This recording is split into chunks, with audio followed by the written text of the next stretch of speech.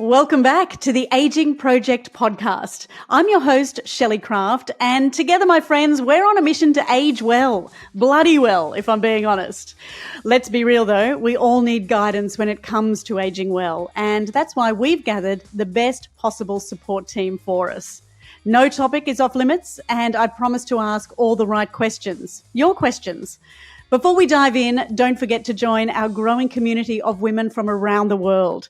Sign up at theagingproject.com.au and become part of the Aging Project community. You'll gain access to our treasure trove of podcast episodes, our free 5-day morning challenge, and did you know we now have an online store called You Must Try It? It includes products we've discovered from our podcast guests and community. Think low-tox skincare, low-tox makeup, supplements, and more. You'll only find products we've tried, tested, and we love at youmusttryit.com. Are you ready to begin today's episode? Alrighty, let's do it. We have a picture of aging and healthcare on the basis of our own experience, like in my case for the last 51 years when I'm alive.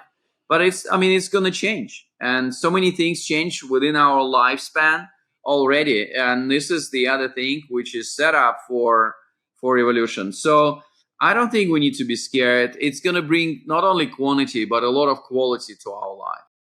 That was today's guest, Sergey Young. Sergey is a longevity investor, and he's on a mission to impact the lives of millions of people via the Longevity Vision Fund he's created. His fund exists to invest in the very best innovation, science, and technology companies that will help us live longer and healthier lives. So let's dive into the exciting future of longevity with Sergey Young, author of The Science and Technology of Growing Young. Here we are with you, Sergey Young, a man who is full of energy and vitality and youthfulness and passion. It is wonderful to be able to speak to you today. Thank you, Shelley. Thanks, everyone. I'm so excited to be here with you today. Well, thank you. I've heard you say the future of aging is not about growing old, it's about growing young. Exactly. Please explain. I love it. Yeah, look, we are in a very unique moment of time, If you look at the evolution of the humanity, first time in the whole history, we have an opportunity to reverse aging, to almost like, if you want, we can say, to grow young or to do age reversal. And I think this is very important because so far, the maximum that we can do was like lifestyle intervention. And lifestyle interventions are also important, like a diet, sleep, exercise, early diagnostic of killer diseases or age-related diseases. And that's important, but it's like, +3, +5, maximum +7 years of your life. But then, so we now working, and this is what I call the near horizon of longevity innovations. We now working and we supporting development of different technologies and scientific breakthroughs in the field of gene editing, gene therapy, organ regeneration and regenerative medicine overall, and what I call longevity in the field. So new class of drugs which will help us to grow young rather than to become old. And, we can talk a lot about this today. It is in the book called The Science and Technology of Growing Young, which I published 2 years ago. It's a bestseller in so many countries. But I'm very excited that in the next 5, 10, 15 years, we will have an opportunity to extend our lifespan and health span as well. So let's discuss that. It's very exciting. Well, let's go back to the beginning. Where did your interest in longevity come from? You are obviously an investor in longevity and an innovation leader in this area, but where did the passion start for you? Interesting question. So the unfortunate reality, 90% of people that I know and my own interest in the world of health, longevity started with the personal health crisis.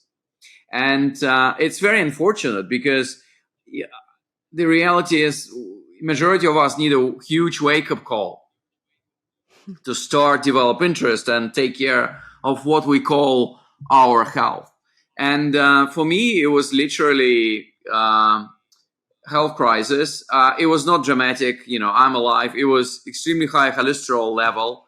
Apparently, I have genetic predisposition for, relatively high cholesterol level. But at this time, I had a choice to take statins. This is a special class of drugs to decrease cholesterol every day for the rest of my life, or, try to do something with that. And I realized that, first of all, I was just asking, what can I do? What can I do? And one of the doctors said, well, Sergey, you can write it down. Just change your diet, use supplementation, like use supplements like omega-3, do exercise every day. And I'm like, okay, go ahead. What else? And he was like, that's it. And I couldn't believe my ears, because we I think all of us were grown on the premise that you need, like, if you are sick, you need a drug.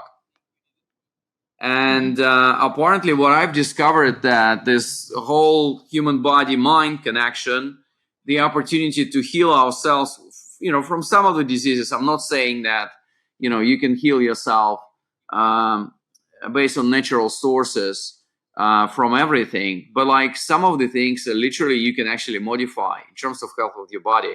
And I literally changed substantially my diet, my exercise routine, still consuming a lot of omega-3 and vitamin D, and my cholesterol went down by 20-25%. I was literally shocked, because I thought the pills, like a medicine, the drugs, is the answer to everything, but it's not. And this is where the interest. You didn't think it was going to be that easy. Yeah, absolutely. Well, it was not easy, because every day you need to do completely different things, different from what you've done before. This time I was 44. Right now I'm 51. So and it was fascinating. So I thought, okay, wow, that's this is much more complex, and I can do a lot with this. So is there a technology, or are there technologies that I can support by investing to bring affordable and accessible version of longevity and health care to the world? And it's a little bit like with crypto. You can read the articles, or you can buy Bitcoin. So I thought I'm just gonna buy my Bitcoin and learn my lessons, success and failures, through kind of putting some skin in the game. So I set up the fund called Longevity Vision Fund. It's working in the US mainly, because US is the largest and unfortunately the most inefficient healthcare system in the world. So we invested in the course of the last 5 years, we invested $100 million in 18 different companies in different fields, like use of artificial intelligence for drug discovery, because discovering a drug is extremely expensive process. It's $2.5-3 billion. It's 12 years. So you need to use artificial intelligence in addition to human intelligence to disrupt and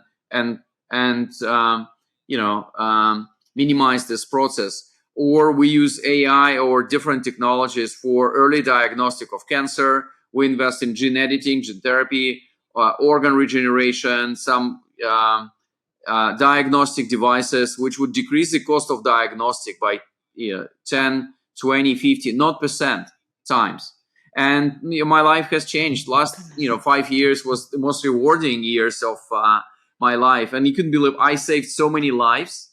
I'm not a doctor, but I had an opportunity to push everyone in my network to do medical screening. And it was always one story: early stage cancer discovered, because it was discovered at early stage by the means of technology like today's MRI machines. It's a miracle. They can detect early stage cancer in 94% of cases. And because it was early stage cancer, people went through treatment, fully recovered.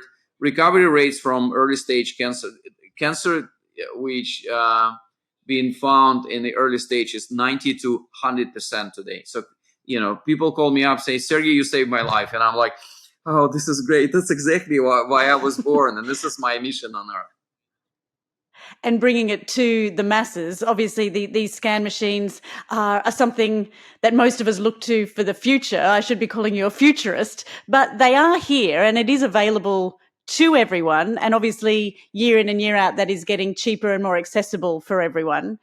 So what does it do? It actually, I've heard of DECTA scans before. I think this scans your entire body and it can actually identify cancer cells. 2 points that you raised, and they both are equally important. So number one, we are at LVF. We working on affordable and accessible version of healthcare. I'm not interested to develop something or support development of something which would cost millions of dollars or pounds and will be available only to the few rich people on Earth. So we always look into the opportunities to democratize access to healthcare. Like, if you want to talk about my idealistic dream, I actually think, all healthcare should be science and, based technology driven and should be offered for free to everyone around the world. Obviously there are a number of costs associated with this, but they should be, they should decrease to minimal, given where technology is going today. So that's kind of one. I remember first month when I just went to this world, the world of health and longevity. I would always ask someone, well, tell me one thing. Like, what is this miracle diagnostic machine? Or, what is this magic analysis that I need to do? Or what is this magical treatment? And apparently, what I've discovered, human biology is probably one of the most complex things in the whole world. That's why, think about this. So far in the history of humanity, we haven't been able to discover answer to aging, either with the help of God or scientists or Mother Nature through evolution. So finally, in the first time in the history of humanity, we have something which can match the complexity of human biology. It's artificial intelligence. So that's why we see a lot of progress in so many dimensions. So then it's not going to be one machine or one magic diagnostic tool that I would recommend you today, but so keep in mind that this is just one of many that you need to do through your annual medical screening. But my favorite one is full body MRI, because MRI machines today, they call them 3 Tesla MRI. This is the most powerful machines available to the general public. Can do a scan of your body. It's very granular. It can detect early stage cancer, as I said, in 98% of cases, simply because the artificial intelligence network, neural network within this machine has been trained on millions and millions of scans. And if you give the same scan to the human radiologist, he or she working under pressure, which unfortunately is reality for today's people of this profession, because it's early stage cancer, it's really difficult to see this spot on the scan. They will be able to discover that with I think 35% probability at early stage. Later stage, the picture is completely different. But actually, what you want to do is to combine AI and human radiologists and try to discover cancer at early stage. So I always say the most important day of your life every year is not your birthday anymore. It's a day of your medical screening. So I would like to encourage everyone in the audience, make sure that they have an opportunity to access whatever they can in terms of doing their annual screening. Because, after the age of 40, 45, the aging clock starts to tick inside our bodies. And that's actually what we want to reverse. So aging processes start, and then our chances to die from what I call 4 age-related diseases or killer diseases are more than 90%. And these are cancer, heart disease, diabetes and metabolic diseases, and neurodegenerative diseases as well. So going through comprehensive screening is an opportunity to prevent these diseases. And as I said, in some of the cancer types, recovery rates are from 90 to 100%. And that's amazing. It was not always the case. I don't know. I mean, you look very young. When I was, a boy, knowing that someone has a cancer was like a kiss of death, you know that this person would die in the next 6 to 12 months. And this is not the case anymore. We just need to understand that and invest a little bit of time and resources into that. Then majority of countries where I speak and where we invest has a good healthcare insurance system, which would actually cover a huge part of your medical screening. You just need to consult with your provider or with your doctor. But even if not, people are like, well, Sergey, what kind of medical screening do you do? And I'm like, well, I'm paying for the program $5,000 a year. And they were like, oh my God, I mean, this is so expensive. And I'm like, go home and calculate how much money you spend on your car every year. Yeah, so the unfortunate reality is that we spend on our cars more than we spend on the most important things, in our life, our body and our mind. A quick pause in today's episode to share some of my must-try products at youmusttryit.com. Through the Aging Project, I've learned managing stress is something to be intentional about, which is why over at youmusttryit.com, we've created a stress and sleep page with all of our favourite products. After today's episode, go check out the Shakti mat. This is an acupressure mat with over 6,000 spikes. Yes, I swear by it, as do so many of our customers. Even previous guest, Dr. Peter Wright from the Vera Wellness Clinic said, I love this mat, Shelley. Thank you. It is my pleasure, Dr. Peter. To grab yours, just go to youmusttryit.com and type Shakti. That's SHAKTI. You'll also find essential oils, supplements and organic teas, all designed to reduce stress and aid sleep. Trust me, all are a must try. Just go to youmusttryit.com for a 10% discount off your first order and to join our community. The good news is we also ship internationally. Yes, we do. Alrighty, back to the show. I've just turned 47 and it is, for me, it's one of those things that I am celebrating each birthday rather than now being, paranoid about how many candles are on my cake. I'm quite excited about it. And as I said, 120 is my goal, but I think that would scare a lot of people. Does everyone want to live forever? Are we talking immortality here, or are we just talking a healthy life until the end, whatever that may be? And will that come?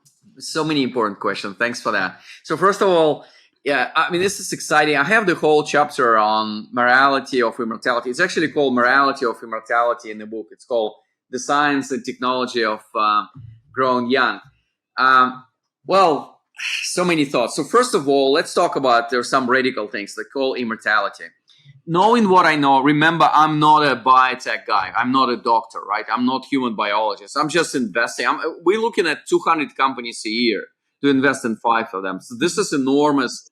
You just love the idea of living as long as you want. So knowing what I know from looking at these 200 different companies a year in the field of longevity, I can tell you that it's it's unlikely that we're going to reach immortality at all. So how this whole thing will work, every 5 to 10 years, you would need to make a decision whether you're extending your life or not. So this is very important. There's just a lot of optionality for all of us. Whether you think you completed your agenda in life, or, you're happy to go to the other world, or you have something to work on or enjoy in this world, and then you can extend your life. So I think this whole notion of choice is extremely important. And think about the societal and ethical implication of that, because in so many societies and cultures today, your decision not to extend your life would be considered a suicide.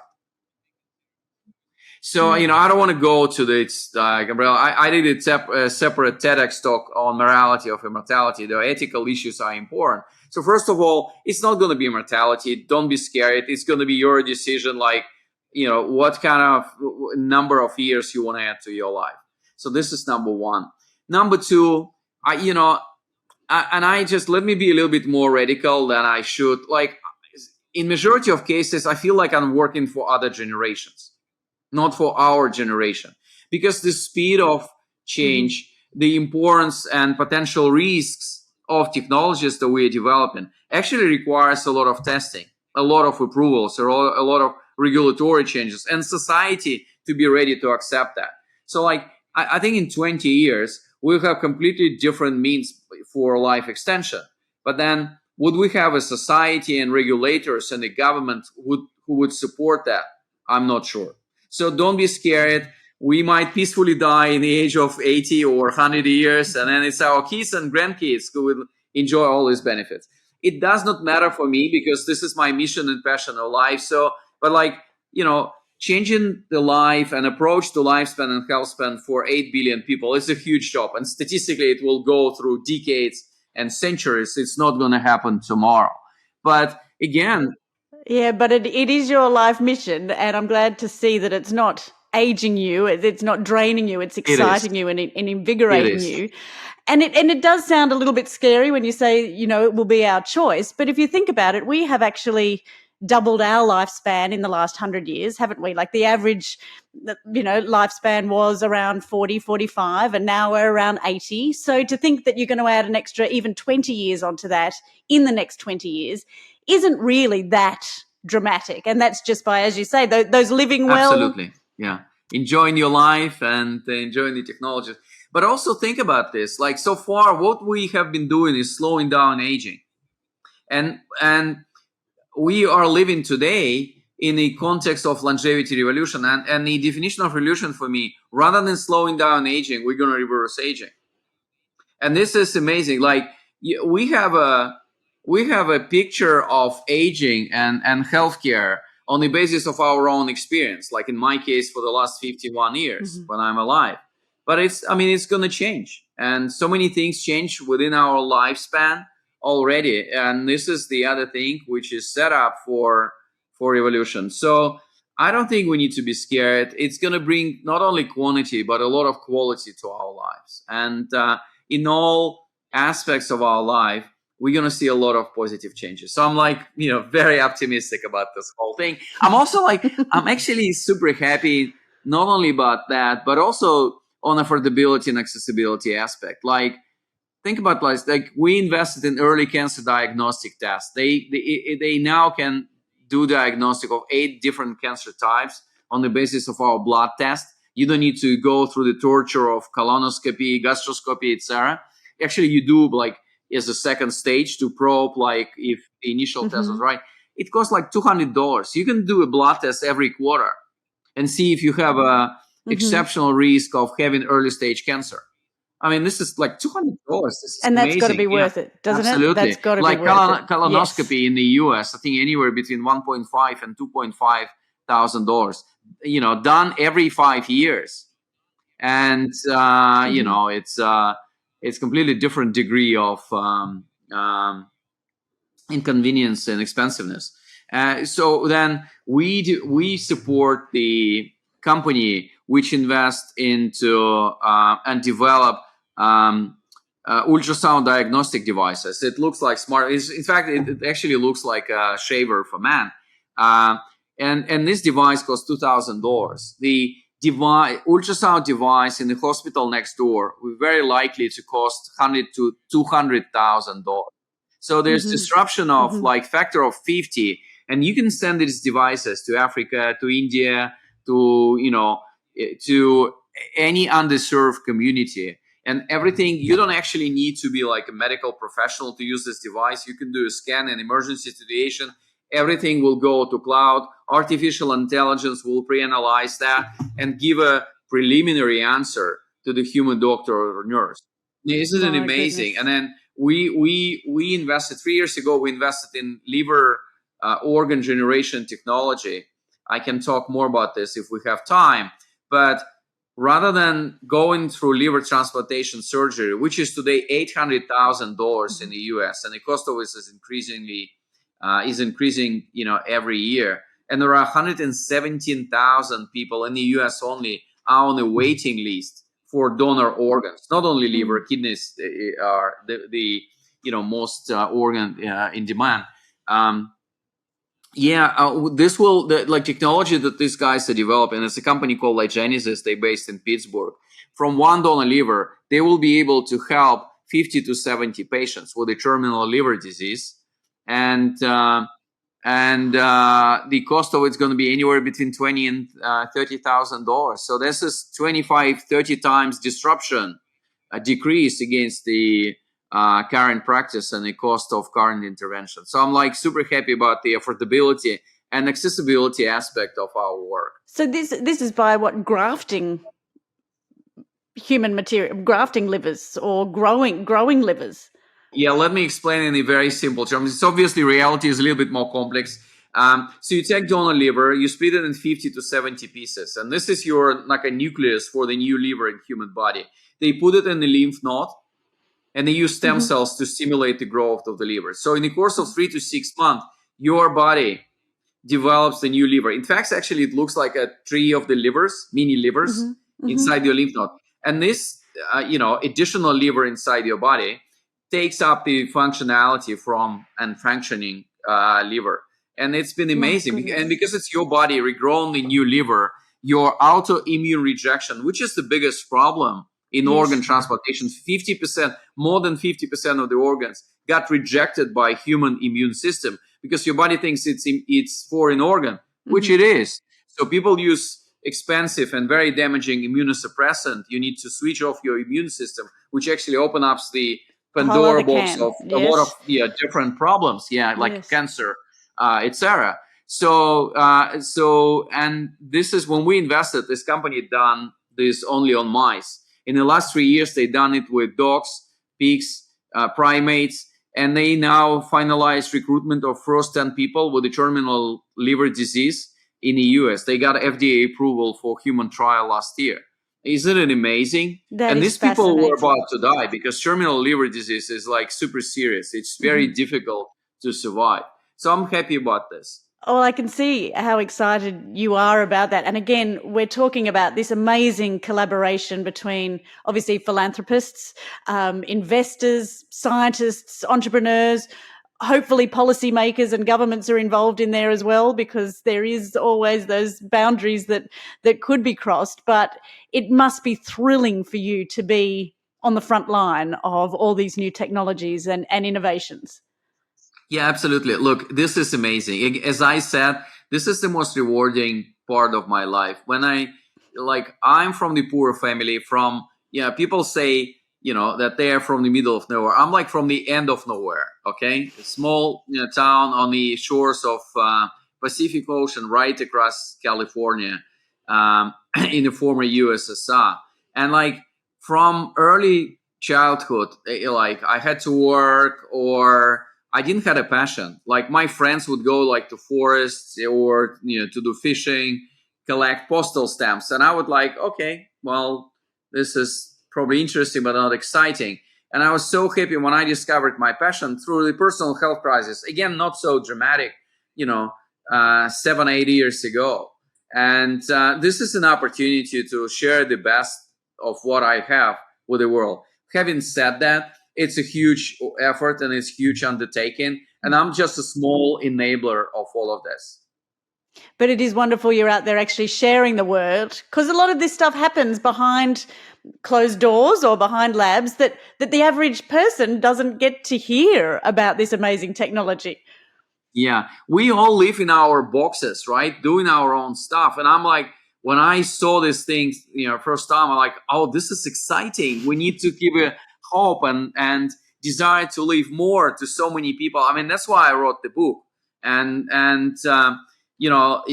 for everyone who working in the book industry, you'll never make money on the book. And they were like, Sergey, I mean, why are you doing that? And I'm like, every book sold is an opportunity to change mindset of the person.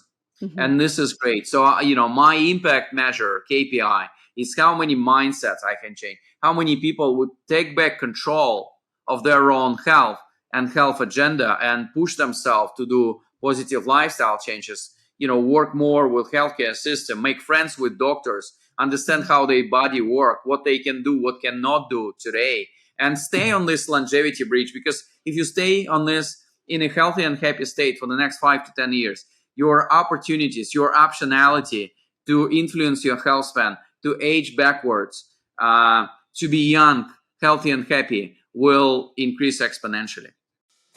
We've just launched something new over at theagingproject.com.au, and we would love you to join our free 5-day morning challenge. One thing I've learned here at the Aging Project podcast is that aging well comes down to you and me and the hundreds of tiny decisions we make every single day. And those decisions start the moment we wake up. So let's reboot our mornings today. Over the 5 days, we'll delve into the power of gratitude, the joy of journaling, the energizing effects of music, the importance of hydration, and the art of self-care. Just go to theagingproject.com.au and I'll see you there. It really does come down to us and the personal choices that we make to take control of our own health span and lifespan, knowing that these advances are going to be available to us in the not too distant future, I think is something to look forward to and not be scared of. But it's the day to day. We've got to get there.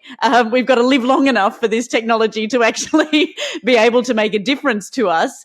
And that is, as you said in the beginning, it's diet, it's sleep, it's exercise, and they are possibly the best medicines, literally, that we can be giving ourselves every day. I was so fascinated by the work of, her name is Dr. Cara Fitzgerald. She's a good friend.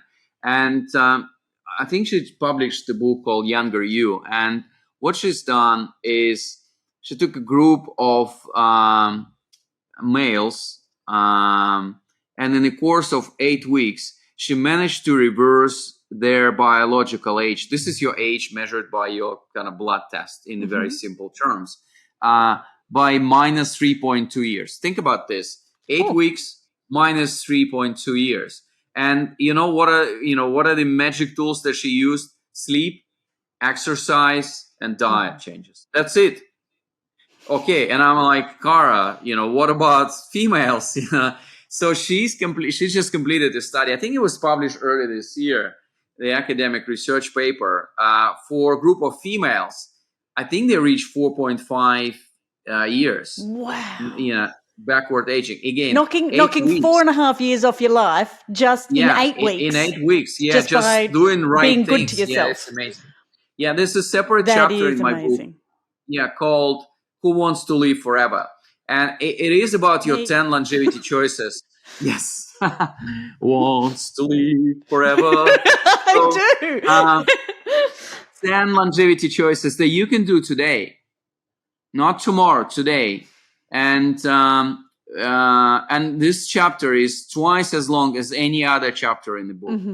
So the book is about science, it's about technology, but I wanted to share at least 30 pages of very practical advice of what can be done today.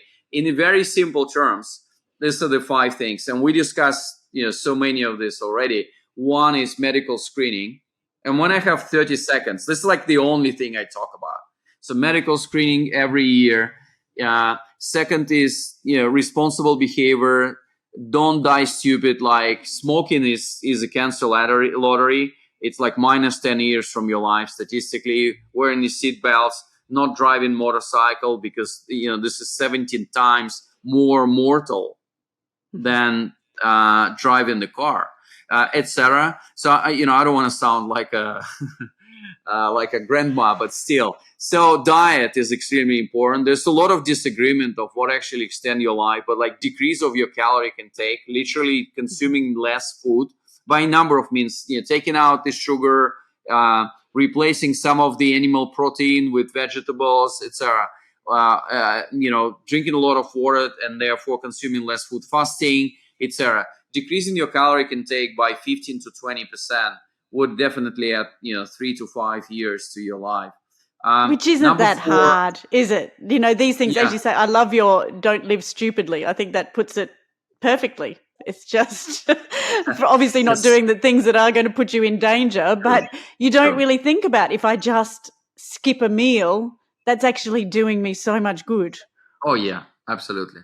Yeah, and in fact, in reality, so many of us are either morning persons or evening persons. So like for me, skipping the breakfast is like no big deal at all. So my, first, meal gonna be around 12:30, 1:30 p.m. during the day. And I like, I don't care really.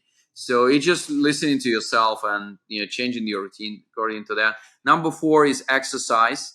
And we have this view of exercise. I would either like need to run a marathon, or I just, sitting at my home and watching, soccer on my TV screen. No, it's not. There's something in between, like 10,000 steps a day. You can measure by, different gadgets. Apple Watch, actually, you can wear whatever watch you want. I'm not advertising Apple, but they have very cool gamification, kind of shields and prizes if you complete your daily routine or exercise and number of steps a day. This is bloody amazing. When I actually started, and I'm a relatively healthy and disciplined person, when I switched to Apple Watch and it's Apple Health and started to collect different badges for completing different challenges, my level of physical activity increased by 40%, 40. Yes, it's just having. Oh my I mean, goodness. we're all reward-driven people, right? Some of Absolutely. us are driven by food rewards. Some are driven by little badges on your watch. But everything that gives you that little rush of I'm doing something good, and if you can get addicted to that, I think that's when you're on a winner. But again, if you're talking about technology, I mean, who would have thought even 20 years ago, 30 years ago, that we would have a device that we could wear on our wrist or hold in our hand that would tell us what our heartbeat was, what our cholesterol was, Oxygen how level. many steps we have done. I mean, that is sci-fi, and we're living it now. Absolutely. I agree with you. I agree. So number 4 is exercise, and number 5 is about importance of mental health, and I call it peace of mind.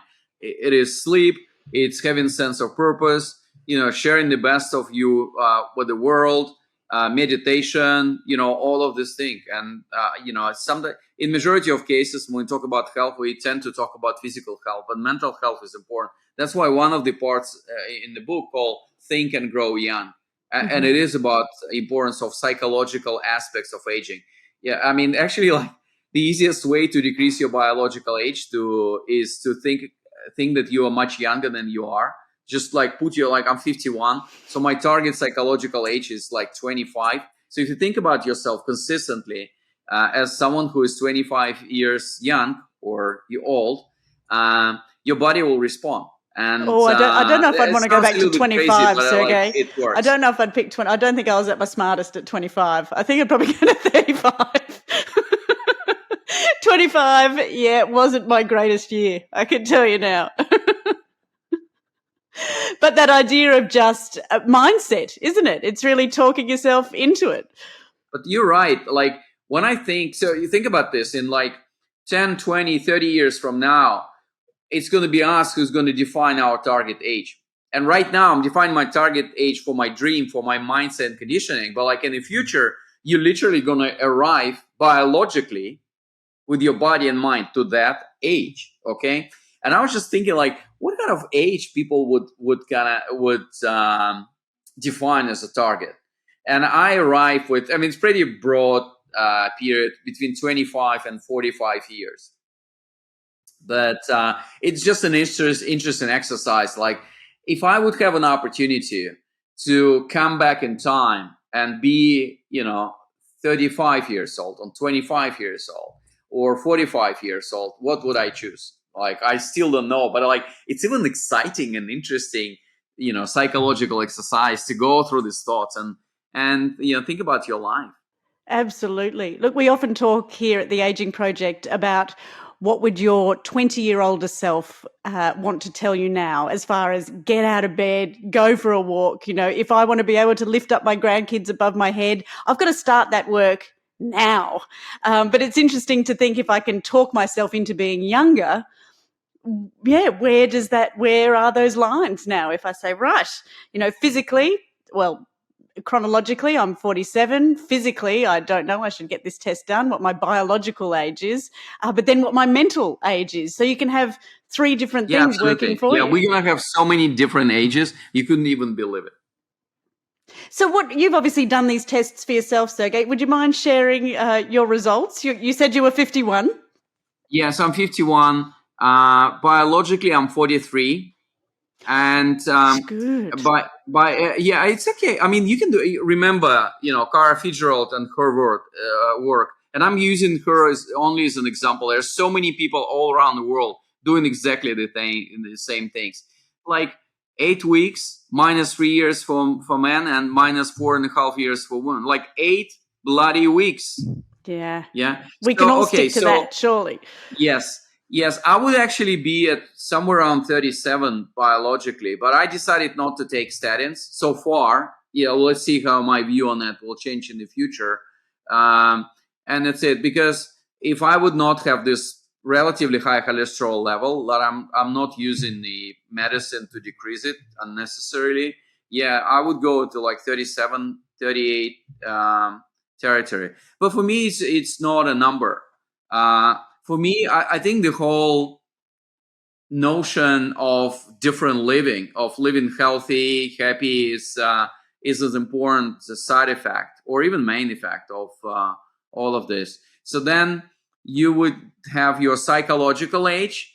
Like when people ask you, like, what kind of age you think you are now? I would probably think around 40. And then obviously you need to have your target psychological age, because like to arrive at 40, you need to think something radically different. So that's why I'm thinking 25. And let's see how body responds to that. But, I'll never be 25 with just the power of my thoughts and power of lifestyle. But I obviously, I will have an opportunity to be 25. Well, I'll probably choose 35, 45 this period of my life. When we can define our biological age and arrive to that and go through age reversal. In the nearest future. So for now, though, you use that as a mantra, do you? Do you sort of? Yes. Every morning I wake up and and I'm like repeating that. I want to live to 200 healthy and happy years in the body of 25 years old man, and your body responds to that. I mean, look, I'm typical placebo man, so 30 to 40% of the effect of every supplements, and I actually believe of every medicine or the drug, is actually placebo. I'm really receptive to that. So if I think something is working, then it's working for me. And I remember people would always ask me, like, Sergey, what do you think about supplements? Like, do they work? And I'm like, I mean, if you believe in it, it's definitely work. And in every country you can find a company or the pharmacy. It's called Placebo Pharmacy. It has the only product that is placebo with just a different labels on the bottles, right?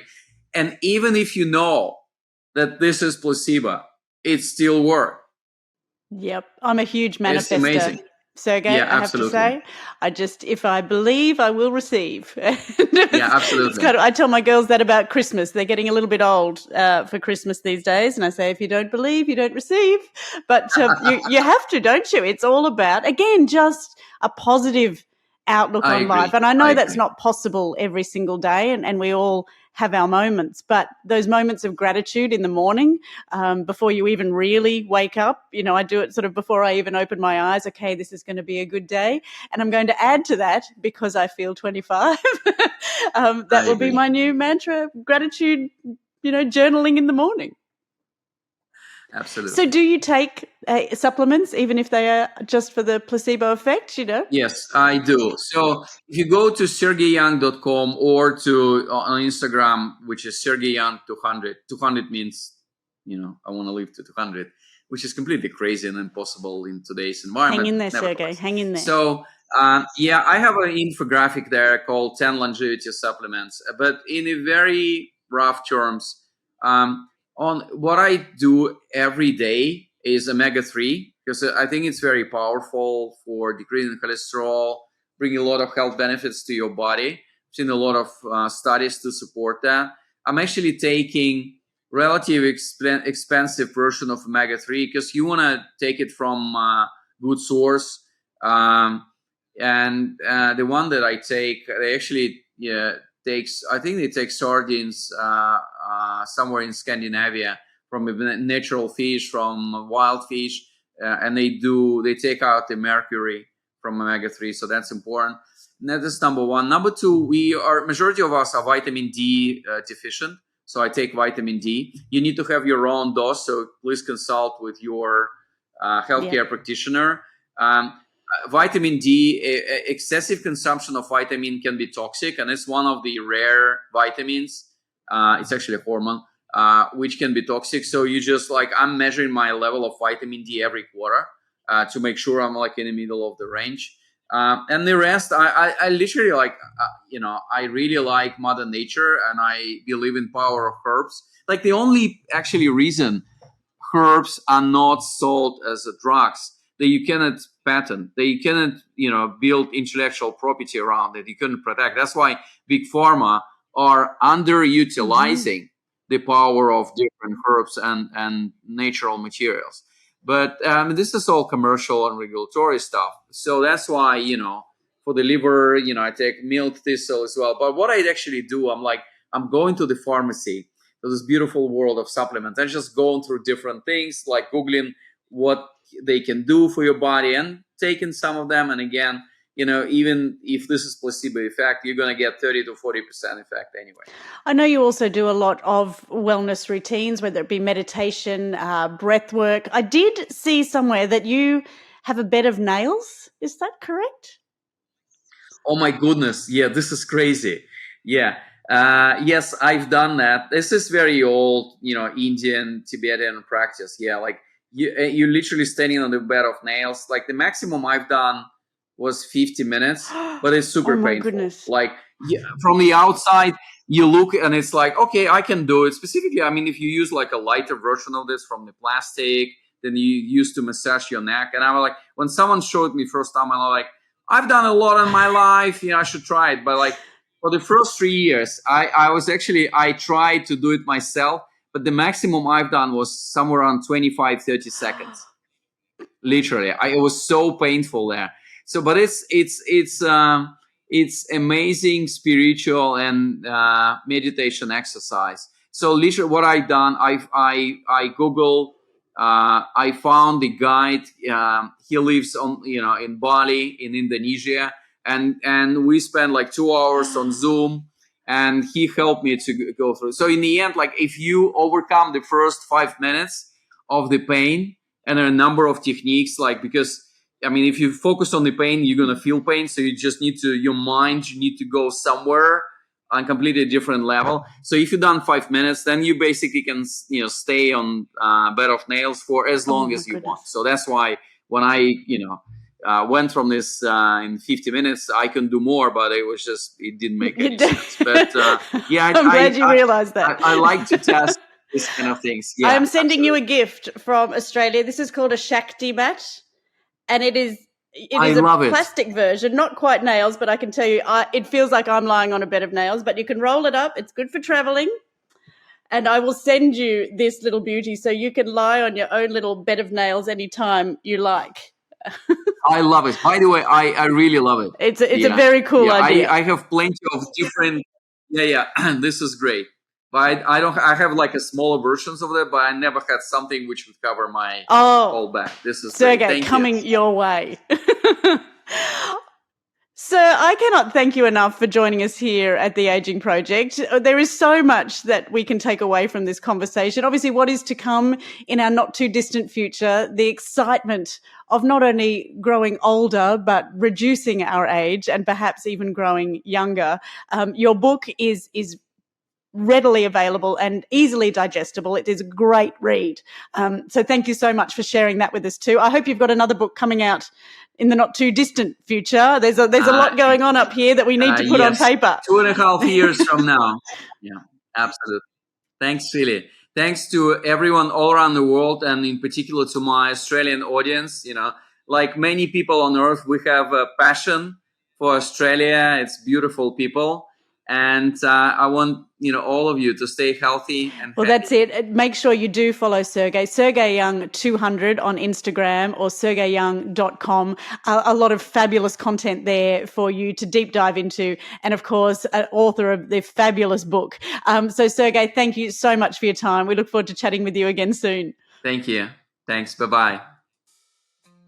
Well, my friends, I hope you enjoyed deep diving into the future with Sergey Young. I do love sharing my takeaways with you from the interviews that I've had, and I've learned one of the best ways to remember these things is to repeat what you've heard. So, here are my takeaways.